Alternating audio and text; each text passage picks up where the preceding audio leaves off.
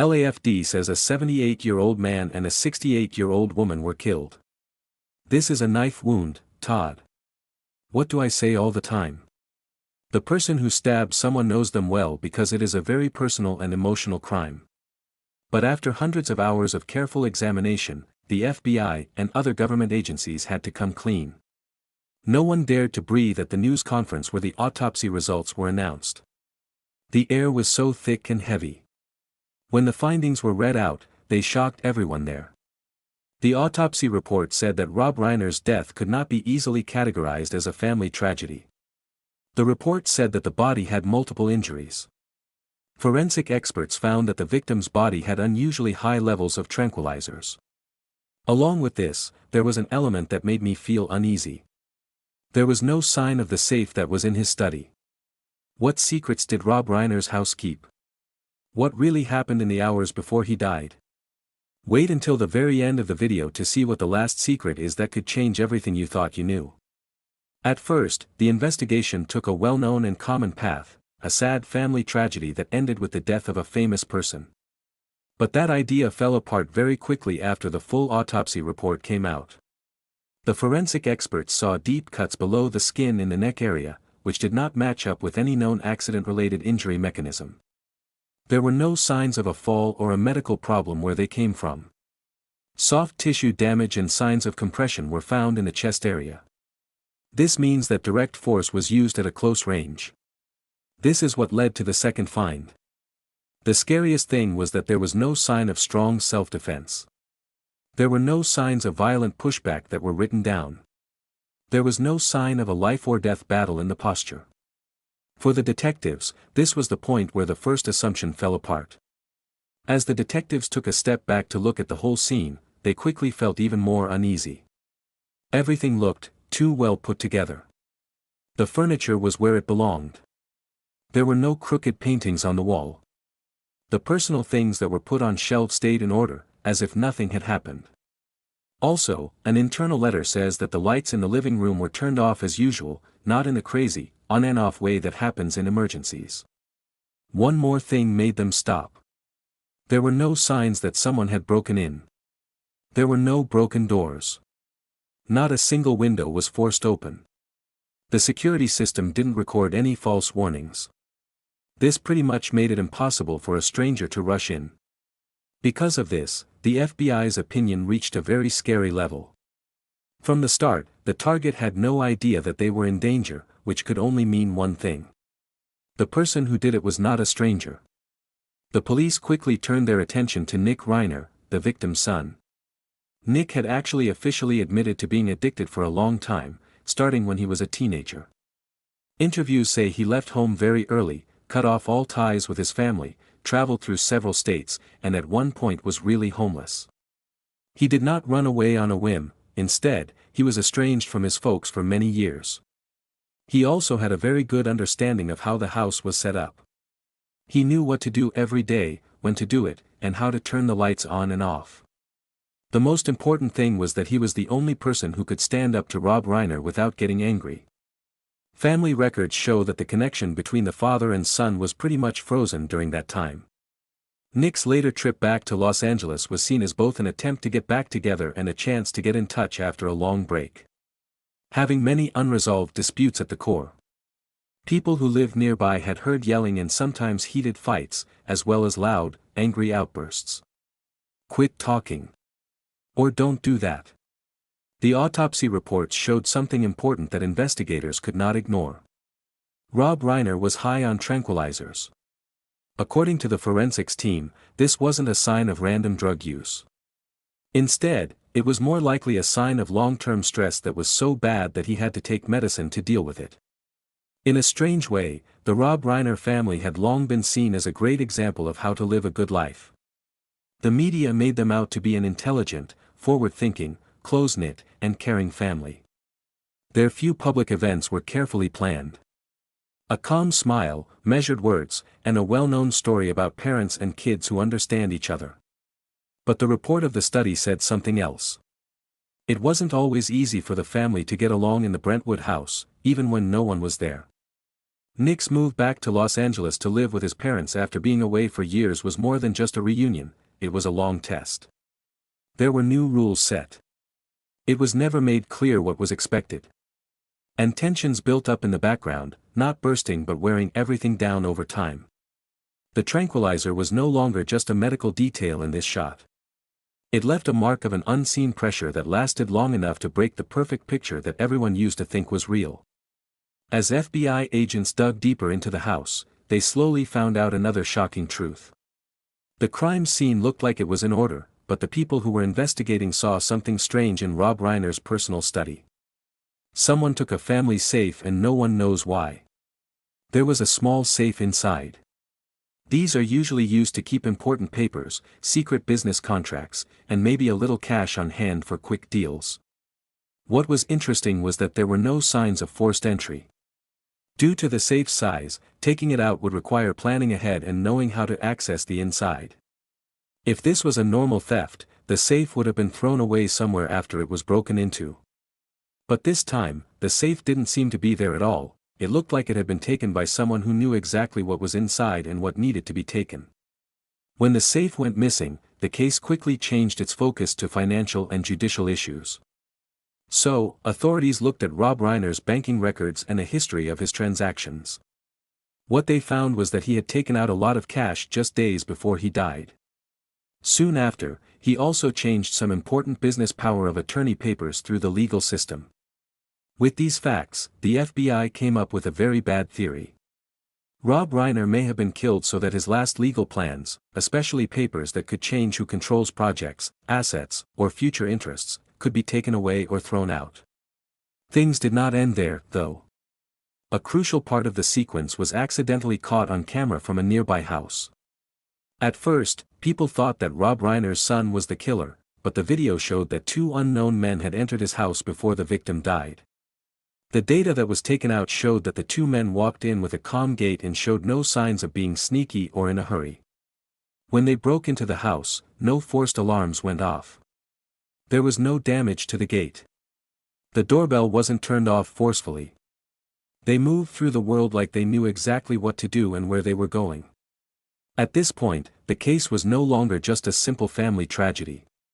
Investigators started to compare these two men's show times with Rob Reiner's last legal moves, powers of attorney, project control, and unannounced backstage agreements. In the movie business, these kinds of papers aren't just for paperwork. They can decide who gets to say what in the future, who owns the original work, and tens of millions of dollars. For decades, Hollywood has been run by unwritten agreements, soft power, behind-the-scenes control, and promises that never show up on paper. Rob Reiner knew a lot because of how tall he was and his past. Also, the new line of inquiry suggests that he might have been carrying something that someone would not let exist. The camera finding didn't change the forensic conclusions that had already been made. Instead, it added a layer of meaning that was scary. There may have been a well-thought-out plot behind this. So, did Rob Reiner's son kill the person? The answer is that it's not clear yet. Sources say that the FBI is currently thinking about a situation with more than one person involved, in which people from outside the home try to find out or get in the way of the victim's final legal plans. So, putting the blame on a single person at this point does not make sense from a research point of view. If the camera shows that strangers did come into the house, the reason, part, and order of events must be pieced together minute by minute. Who got there first? Who left after me? Who knew Rob Reiner's plans ahead of time and who would gain if those legal plans were dropped? The investigators also made a very important point. There isn't always just one person behind a plot. When legal interests are at stake, jobs are often split up. They are the ones who get in, put pressure on, and clean up after themselves. This explains why the camera proof doesn't go against the forensics. Instead, it makes the whole picture scarier. The FBI needs to finish comparing camera data, forensic results, and court records before they can come to any conclusions. One thing is for sure, though, this wasn't just one personal fight. So, deciding quickly who the culprit is not a good idea. The truth, if it exists, can only be found when all the roles are in the right places in a file where every new find makes the old assumptions fall apart.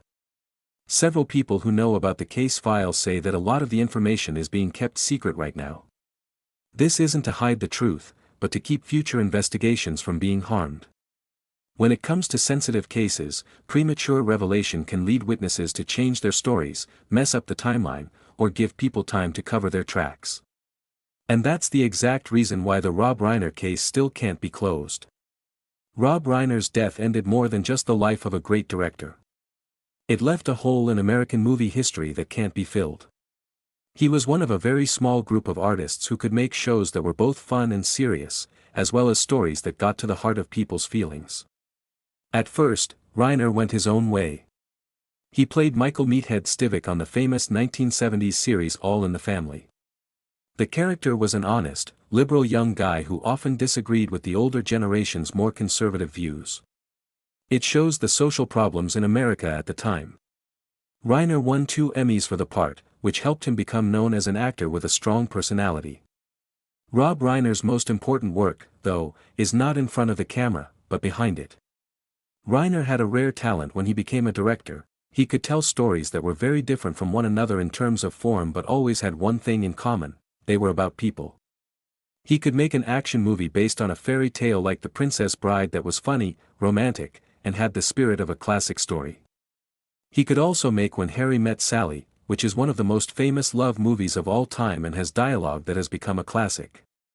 Reiner told a story about a child's life with a quiet, heartbreakingly real tone in Stand By Me. It made generations of viewers understand that growing up doesn't mean forgetting childhood, but carrying it with you forever.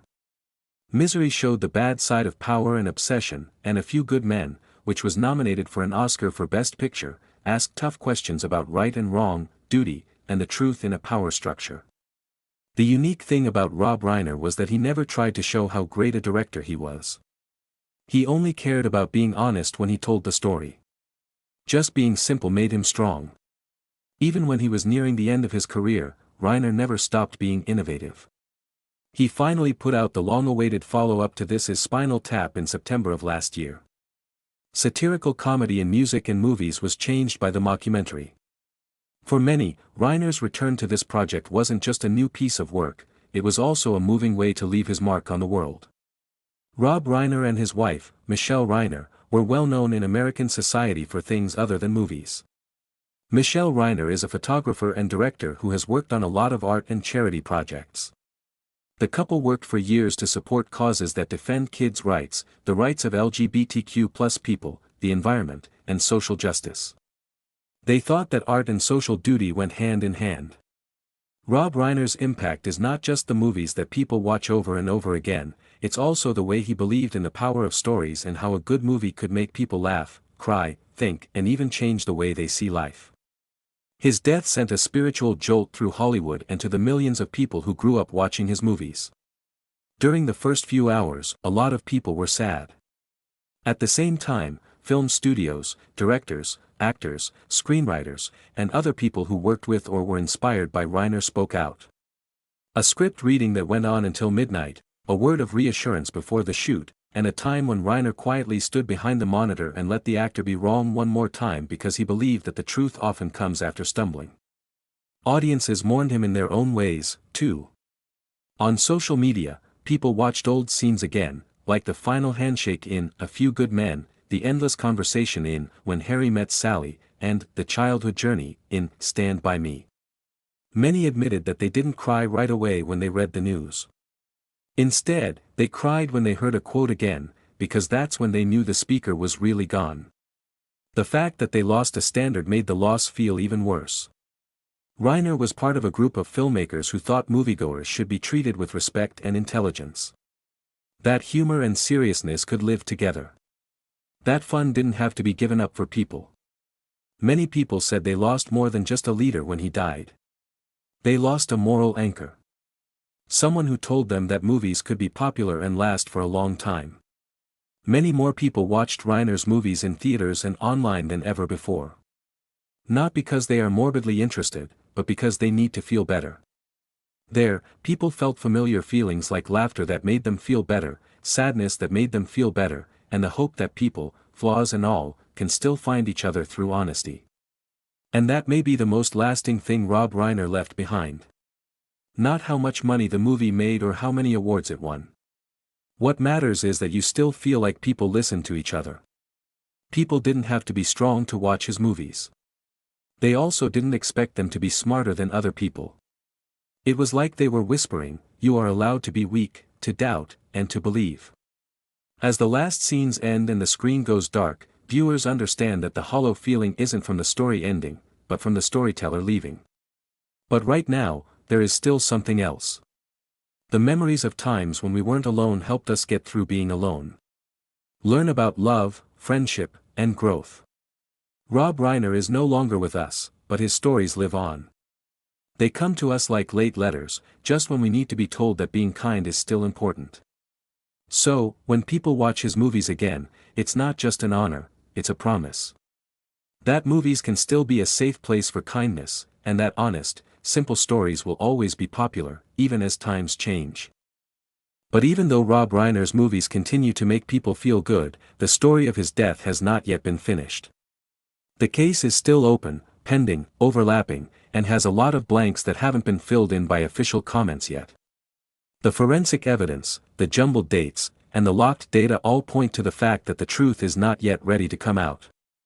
It's funny that the man who told stories about trust and understanding died at a time when faith is being tested more than ever. People have to wait, not because they are naturally interested, but because they want to end a deep sense of uneasiness. Because his memory can only rest in peace when the truth is told, which is in line with the spirit he brought to movies.